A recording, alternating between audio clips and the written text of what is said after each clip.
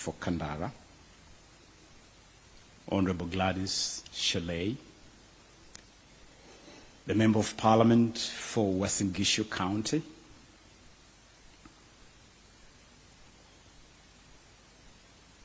our delegation this morning also includes some key members of our economic team, and they include Dr.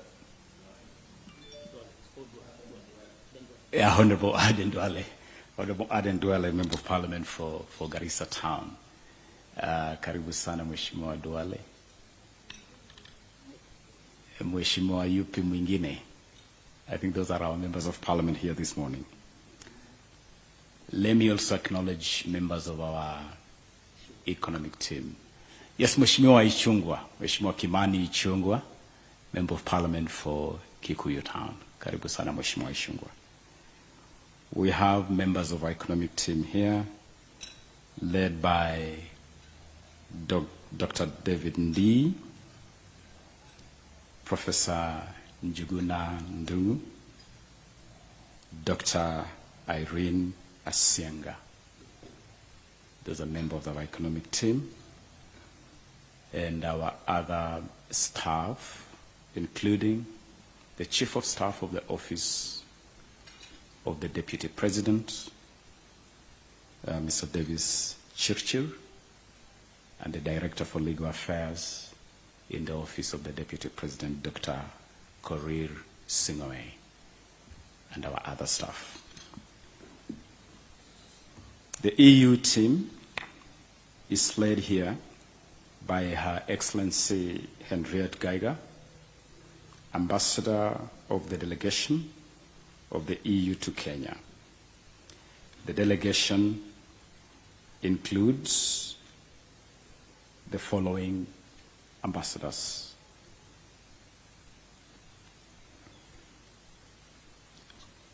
Mr. Christian Fellner from Austria,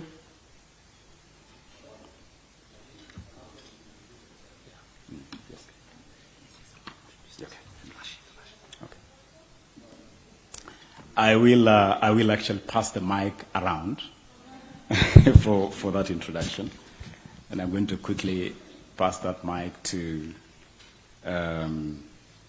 Ambassador Geiger, who will then lead the introduction of the rest of the team. Good morning, I'm Henriette Geiger, the EU Ambassador. I will just go to my right and then we go to the left. Morning, my name is Ole Tonge, I'm the Danish Ambassador. Good morning, Cristina Diaz, Ambassador of Spain. Good morning, Peter Maddens, Ambassador of Belgium. Good morning, Alberto Pieri, Italian Ambassador. Good morning, my name is Jill Clements, I'm the Deputy Ambassador for Ireland. Good morning, I'm Annika Otterstedt, I'm the Deputy Ambassador of Sweden. Good morning, my name is Joseph Roja, I'm the Deputy Ambassador from Hungary.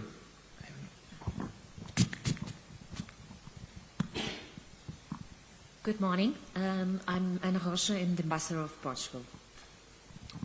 Jumbo, Martin Brouwer, I'm the Ambassador for the Netherlands. Good morning, I'm Pirkko Tapiola, Ambassador of Finland. Good morning, Christian Fellner from Austria, Ambassador. Good morning, my name is Katerina Žufala-Ligdunova, I'm the Slovak Ambassador. Good morning, I'm Dragos Tsiga, Ambassador of Romania. Good morning, Thomas Wimmer, Deputy Ambassador, Germany. Good morning, Adam Piños, I'm the Deputy Ambassador of the Czech Republic. Thank you very much. Accompanying this delegation, Your Excellency, is the Director for Europe at the Ministry of Foreign Affairs, Ambassador Angeline Musili. Karibu sana Balozi Musili kwa niaba ya Wizara ya Foreign Affairs. This breakfast engagement comes at a very appropriate time. It comes again as the backdrop of the Kenya-EU Strategic Dialogue 2021-2027 that was executed here in Nairobi on the 28th day of January this year during the official visit of the EU High Representative and Vice President. The dialogue sets 3 key pillars in Kenya-EU cooperation. And the purpose of this engagement this morning is to facilitate our interaction as Team Kenya Kwanza with the EU delegation on the basis of that strategic dialogue. This conversation also comes just a couple of months before the general election.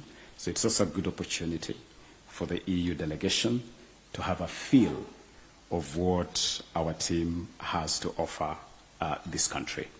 And so without wasting any time, I am going to invite our head of economic affairs, Dr.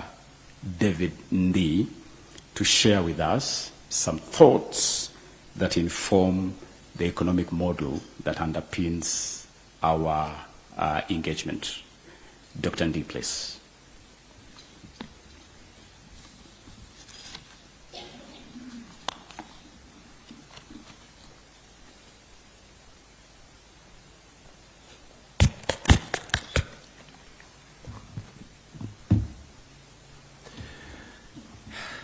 Good morning, everyone.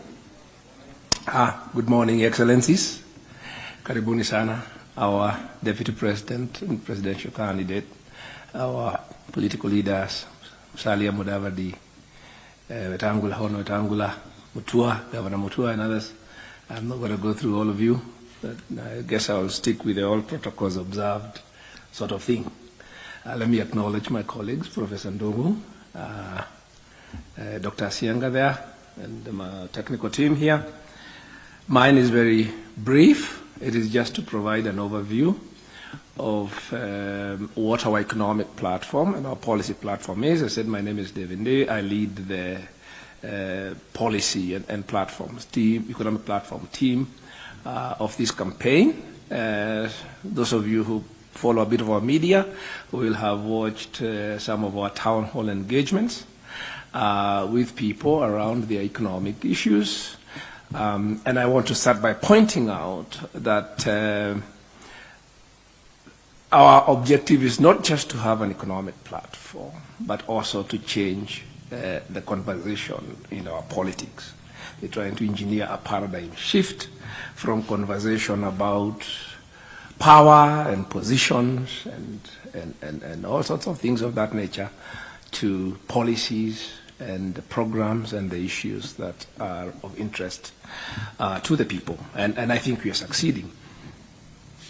Our policy program is called bottom-up economics, and it's not. It is now all the rage around the world.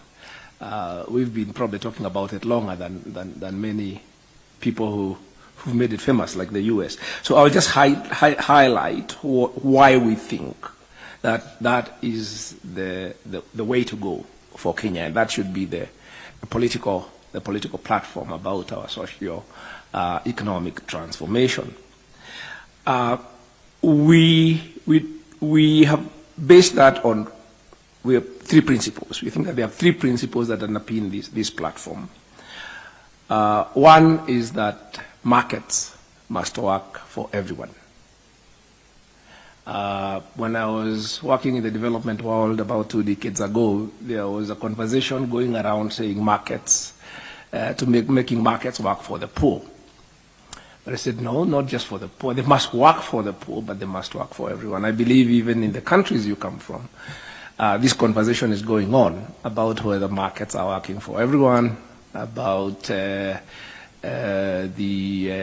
sort of capture of political process by the corporate big and market power, the exercise of market power, both in the economy and as something that is a threat to the democratic process. So that's one of the key things, that markets must work for everyone, and in this country they must absolutely work for the majority, which they are not. Markets are working for very small people. Obviously, in poor countries, you also have challenges of systemic market failures, which Professor Ndungu can probably talk about better than me. That's what he does that's his day job, to look at such things.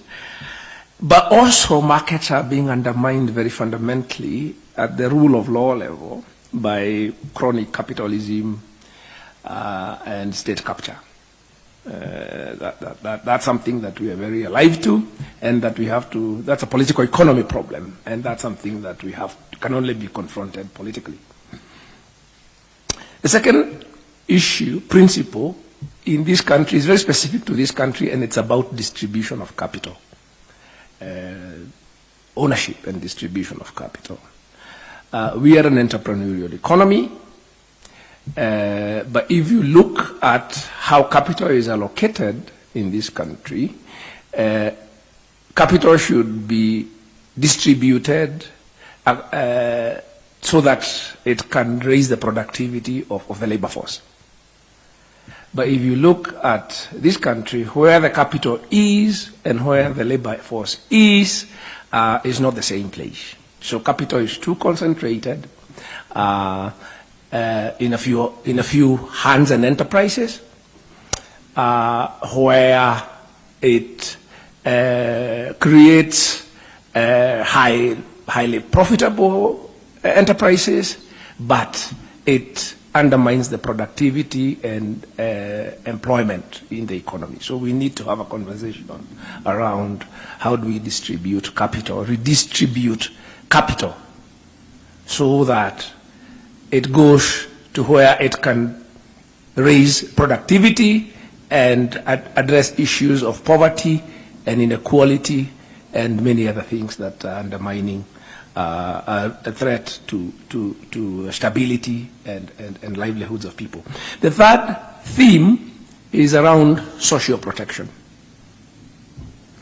And again, here it's an issue of inequality, that if you look at our legacy social protection systems around health, around old age security, around various things, they have a very narrow base. They are designed around an elite, shall you say, structure because of our colonial legacy. They are not fit for purpose. So the principle here is a principle of universalism, that we need social protection systems that are universal, that reach everyone, that are equitable and not regressive. Within that, we need to look at our pension systems, NSI, for our healthcare insurance type issues, workforce sort of protection, all those rubric of what then, because that's how then economy translates to human development. Also, that's the principles. Question of making markets work, having a system of equitable distribution of capital. We don't want concentration of capital in this sort of society undermines growth and productivity and incomes, as well as the question of fit for purpose social protection and institutions. Those are the principles. In terms of actual translation of those into policy and programs, we have organized ourselves, our priorities around 4 pillars. Pillar 1 is agriculture-led growth. We are making a statement that we believe at our Kenya right now, the way out of many of the immediate challenges we are facing, economic debt, whatever, has to be starting with agriculture, which is what is at the bottom of our economy, the primary economy. That's where most of people are working. That's where our capital is. That's where our labor force is. That's where our competitiveness is. And by focusing on agriculture very squarely, we think that's where we're going to get inclusive growth. That is where we can get immediate supply response and bounce back on the balance of payment side, because that's where our exports can grow fastest. That's where we can increase exports most quickly. And also there are areas that we can substitute imports, particularly in the area of food. You're familiar with the kind of crisis that is caused in the commodities, particularly agricultural commodities, by the Ukraine war, those kind of shocks. And therefore, in this country, over the last couple of decades, we have seen a huge increase in dependence on food imports, which are now having this kind of macroeconomic impact. And those reflect largely the neglect of agriculture and stagnating productivity, and that's one of the things we need to address. So growth and incomes, the external imbalances that we have. The third thing that it will help is with cost of living, particularly for urban poor households, because half and more of the income, the expenditures of our urban households, and including rural ones actually, are on food. So intervention in agriculture is the way to keep food prices down, and by keeping food prices down, you increase the discretionary incomes of people, and that will probably give you a bigger multiplier effect in the other sectors. And of course, food security particularly. We are very much focused on food security, particularly for the poorest households, because most of our poorest households are farmers. They are resource poor farmers. So the way to address that food insecurity is in fact to raise their productivity, because they are mostly semi-subsistence farmers. So we actually need to increase the productivity of subsistence agriculture. And the fourth thing is jobs. We see most of the jobs immediately coming out of agribusiness. That is both sides of the agricultural value chain, from the input side, and then on the output sides, post-harvest better post-harvest management. We lose a lot of our produce in post-harvest. There are opportunities there. So we see these challenges as opportunities. Solving these problems will in fact create jobs. So the second pillar is micro and small enterprises. Outside smallholder agriculture, this is where most Kenyans work. Over 85% of non-farm jobs are in micro and small enterprises. But the vast majority of the people there, in our estimate about 10 million, actually have no capital to work with. A huge part of it is actually just mitigating open unemployment. So we don't think that in the short run we are going to create jobs for those people by bringing in new investments in large enterprises and corporates. We're going to create jobs for those people by raising their productivity and their incomes where they are. And that's why our focus there is on how we create an enabling environment for the micro and enterprises. And some of the interventions we need there are around property rights, about the regime, about business support services, but also about access to finance. Business, particularly for small businesses. And you increasingly find that when people have health shocks and they don't have health cover, then they take money out of their businesses to take care of illnesses.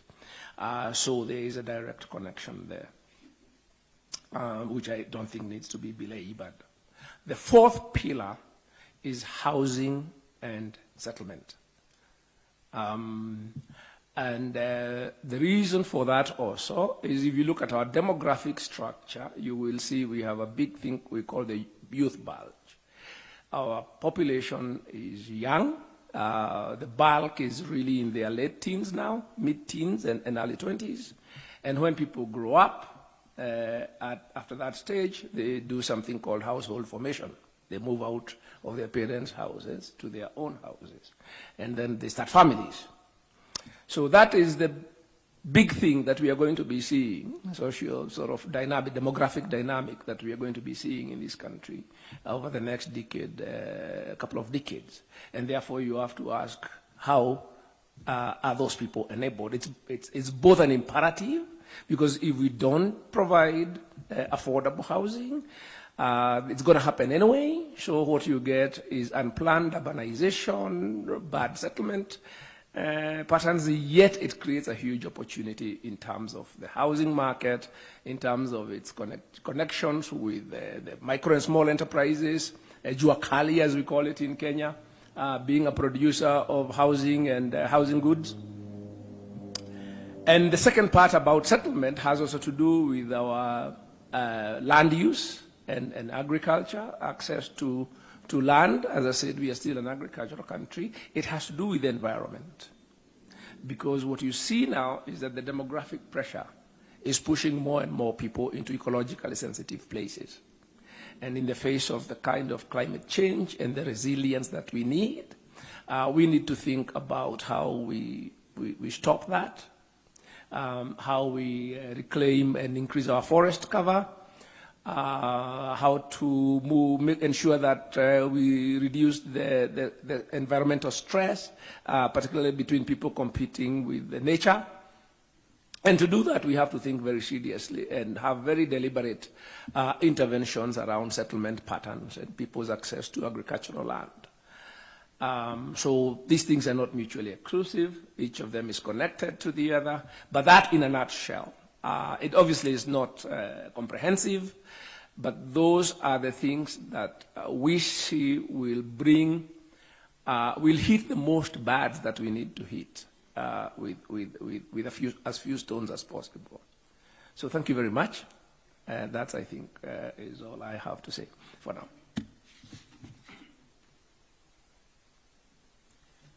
Thank you, Dr. Ndi. The EU established a diplomatic presence here in 1976. In that 46 years, our relationship has grown to what I indicated in my introduction as now Kenya-EU strategic dialogue. In that period, the European Union has also grown to become Kenya's largest trading partner, accounting for 17.2% of Kenya's overall trade. The EU is also today Kenya's second largest market, with average exports amounting to... Hi, love. Yes, darling.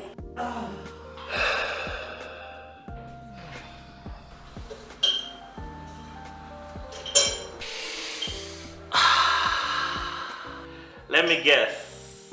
Coffee? Yeah. Oh yes, it's halfway down the line for the year 2022, and here at Optivin, we're giving you an opportunity to stay warm this season. Buy a plot of land at Celebration Gardens Kitengela. Celebration Gardens comes with Marram roads, trees along the internal roads, and will have water and electricity amongst other features. For every $699K that you place as deposit or installment towards any of Optivin's plot of land, we gift you a brand new coffee maker to make you feel warm. Changamkia ploti na Optivin. Call us on 0790 300 300.